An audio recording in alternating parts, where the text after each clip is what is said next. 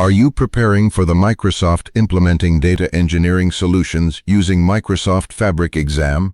Let's test your knowledge with Microsoft Implementing Data Engineering Solutions using Microsoft Fabric exam.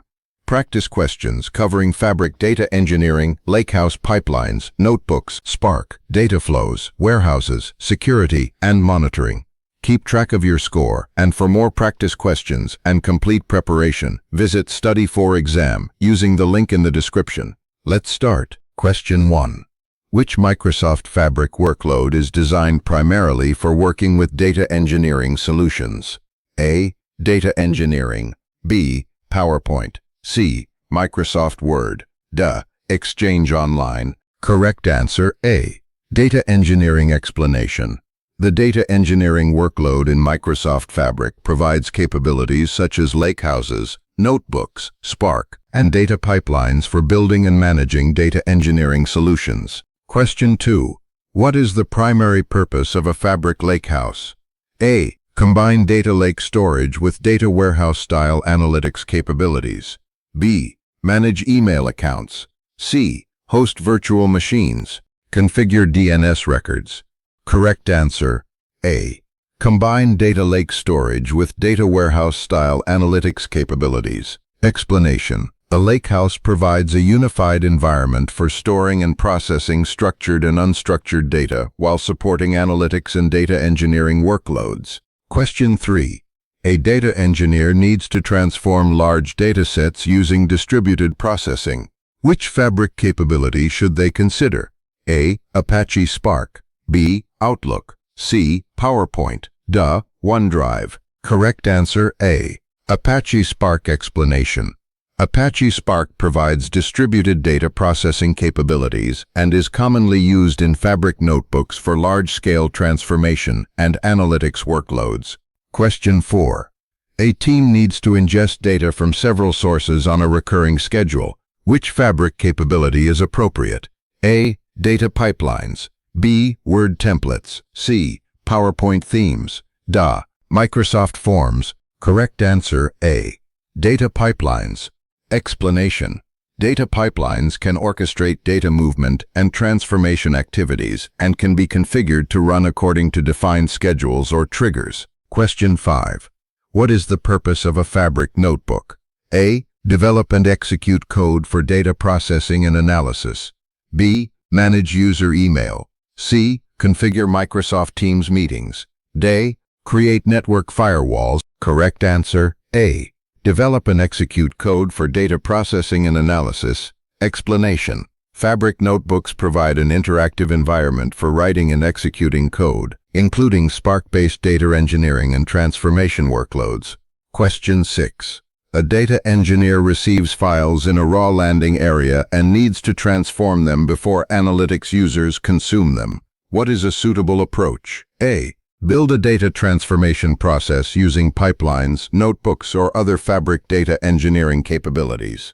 B. Manually edit every file. C. Email each file to analysts. Store the files without transformation regardless of requirements. Correct answer A. Build a data transformation process using pipelines, notebooks, or other Fabric data engineering capabilities. Explanation. Fabric provides multiple tools for implementing data transformation workflows. The appropriate choice depends on the complexity, scale, and requirements of the workload. Question 7. Why is partitioning useful when working with large datasets? A. It can improve data organization and query or processing efficiency. B. It guarantees zero data loss. C. It eliminates the need for indexes in every scenario. D. It converts all data into images. Correct answer A. It can improve data organization and query or processing efficiency. Explanation. Partitioning divides data into logical segments which can allow processing or queries to work with only the relevant portions of a dataset. Question 8. A data engineer wants to optimize a Spark workload that processes a very large dataset. Which factor should they evaluate? A. Data partitioning and workload distribution. Monitor brightness. C. Browser bookmarks. D. Email signature. Correct answer A. Data partitioning and workload distribution. Explanation. Spark workloads depend on effective distribution of processing, partitioning, data size, transformations, joins, and resource utilization can all influence performance. Question 9.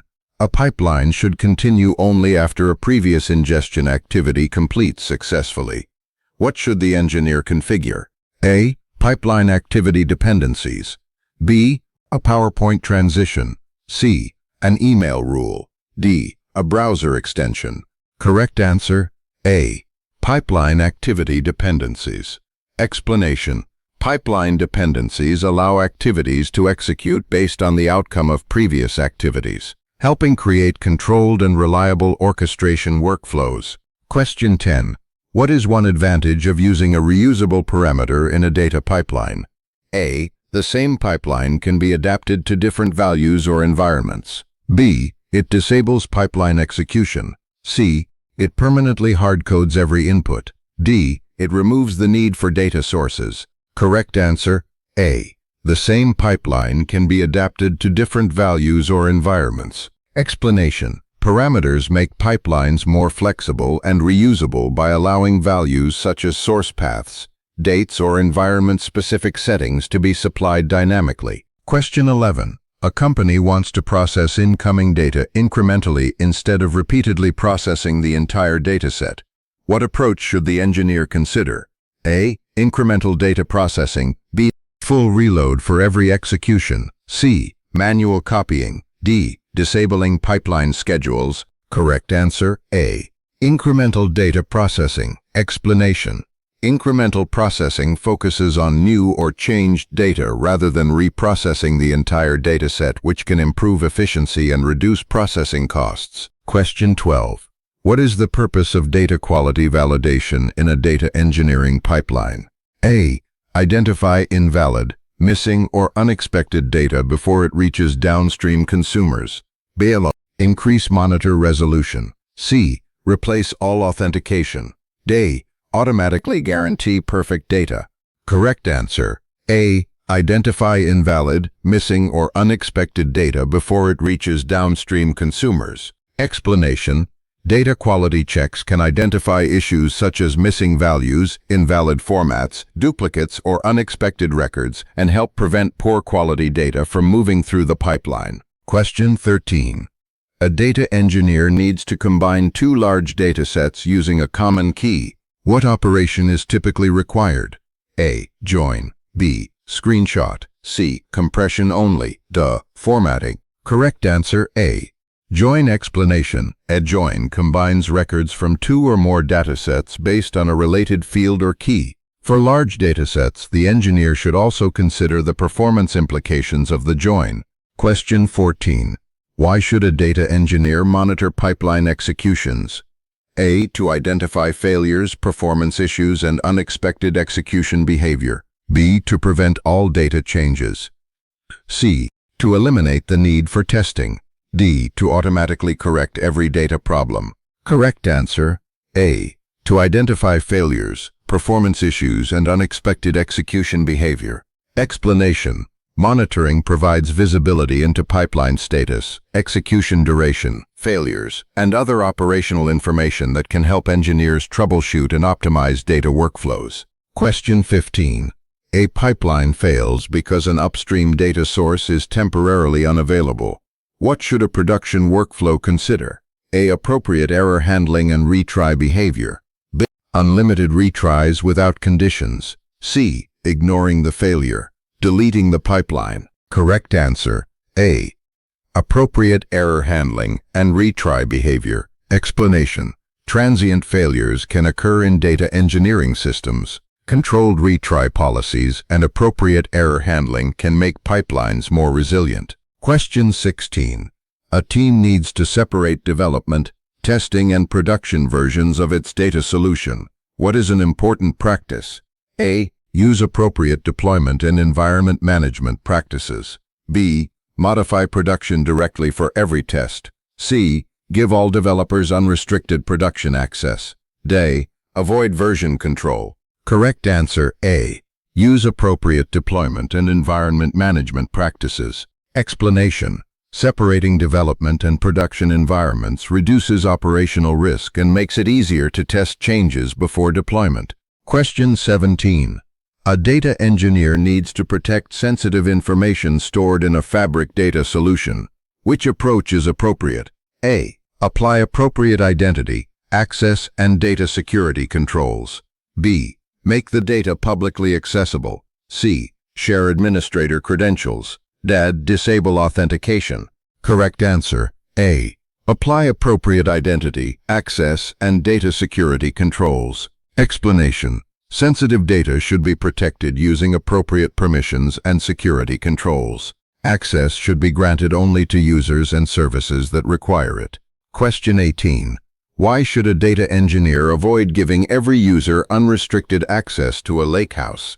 A. It violates least privilege principles and increases the risk of unauthorized data access. It always improves security. C. It guarantees better performance.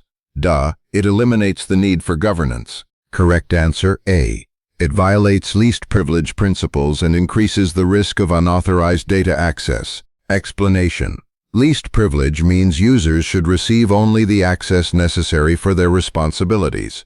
Restricting unnecessary permissions helps reduce security and data governance risks. Question 19. A data engineering solution contains a transformation that is becoming slow as the dataset grows. What should the engineer do first? A. Analyze the workload and identify the performance bottleneck. B. Immediately delete the transformation. C. Disable monitoring. D. Add unrelated transformations. Correct answer: A. Analyze the workload and identify the performance bottleneck. Explanation: performance optimization should begin with understanding the bottleneck. The engineer can then evaluate factors such as data volume, joins, partitioning, Spark execution, and transformation logic. Question 20. What is the best approach for maintaining a reliable Microsoft Fabric data engineering solution? A. Continuously monitor, validate, secure, optimize, and improve the data workflows. B. Deploy the solution once and never review it. C. Disable error monitoring. D. Process every dataset manually. Correct answer: A. Continuously monitor, validate, secure, optimize, and improve the data workflows. Explanation: production data engineering solutions require ongoing monitoring and improvement. Data quality, performance, security, reliability, and changing business requirements should be reviewed regularly. Great job completing these Microsoft Implementing Data Engineering Solutions using Microsoft Fabric exam practice questions. How many did you get right? Share your score in the comments. For more Microsoft Implementing Data Engineering Solutions using Microsoft Fabric exam questions, detailed explanations, and complete Microsoft Fabric exam preparation, visit Study for Exam using the link in the video description. Thanks for watching. If this video helped with your Microsoft Implementing Data Engineering Solutions using Microsoft Fabric exam preparation, like, share, and subscribe for more certification practice videos. Keep practicing, stay consistent, and good luck with your exam.